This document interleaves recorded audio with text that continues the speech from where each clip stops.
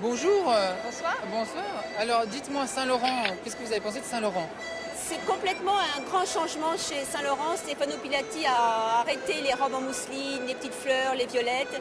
Et c'est très sobre, c'est minimaliste, c'est des vestes très masculines sur des leggings, une très jolie silhouette, très moderne. Moi j'ai beaucoup aimé ce changement radical chez Stefano. J'aime bien les changements. C'est comme s'il avait redécouvert le tailleur, presque. Oui, le côté masculin, c'est plus du tout fini les fleurs, la mousseline. Nouvelle femme qui se tient très bien, sûre d'elle-même, très jolie. C'est dingue comment ça change de mettre juste un sol en aluminium au lieu d'un sol en violette. Ça change, oui, il y a ça aussi, le bruit des talons aussi change. Ça donne beaucoup plus de force. C'était quoi les robes que vous auriez pris pour vous, chez Saint-Laurent? Il y avait très peu de robes. C'était pas une saison de robes. Mais je suis déjà passée avant. Ah, c'est vrai? Ouais, et j'ai pris des leggings magnifiques. J'ai choisi une des très belles vestes pour la saison prochaine. Les sacs Saint-Laurent, Il y en avait 2 sacs chez Saint-Laurent. Magnifiques. Un peu des sacs qui s'ouvraient un petit peu pour mettre des dossiers. Pas vraiment un sac à main, comme un truc un peu, presque un sac d'homme. J'ai adoré.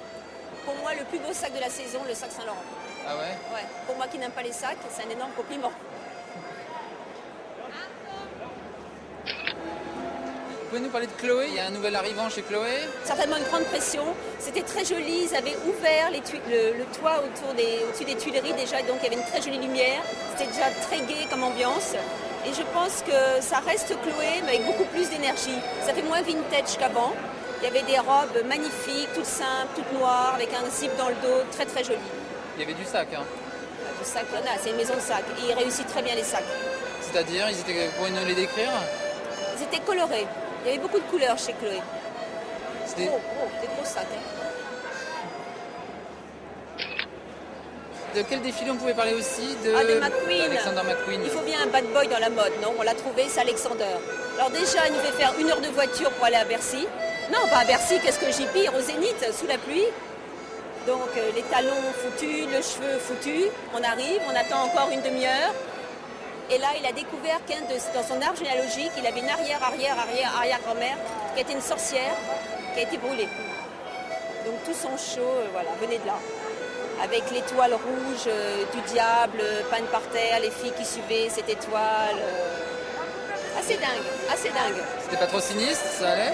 Non, parce que quand même les vêtements étaient moins vintage que ce qui est d'habitude, moins historique, donc c'est quand même vers le futur en même temps. Non, j'avais une très belle scénographie. Il y a des rédactrices américaines qui se plaignaient qu'après le défilé McQueen, elles ont fait des cauchemars la nuit. Non, quand même pas, faut pas exagérer. Hein.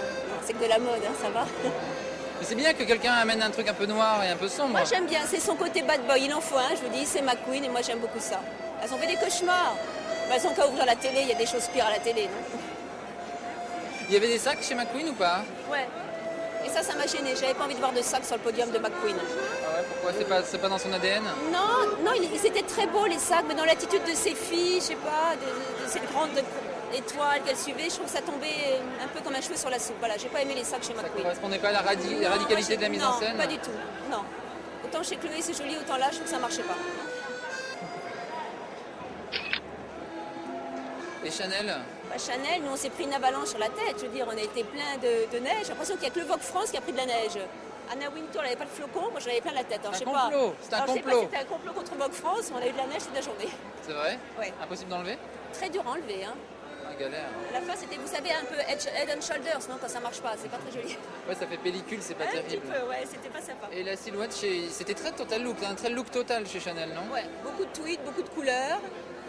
Et ce qui m'a étonné chez lui, de la musique un peu rétro. Non, c'est pas son truc à Karl de mettre de la musique un peu rétro. Mais bon, on était au ski, on a des lunettes, il était plein soleil, c'est pas mal.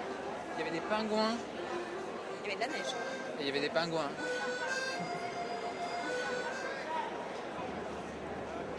Riquel? Le final de Riquel était le plus joli final des collections. Une trentaine de filles, tout en manteau de plumes de toutes les couleurs. Vraiment acidulé, très très joli. Moi j'adore Sonia, elle est attendrissante. Moi j'adore Sonia. J'adore sa musique, c'est le défilé le plus parisien. J'adore ce défilé. La maille chez Sonia, c'était comment cette saison? Très mou, ça tombait, des gros nœuds, ça retombait encore. Merci beaucoup Karine. Là c'est quoi? On est où là? Vous attendez quel défilé là? On attend John.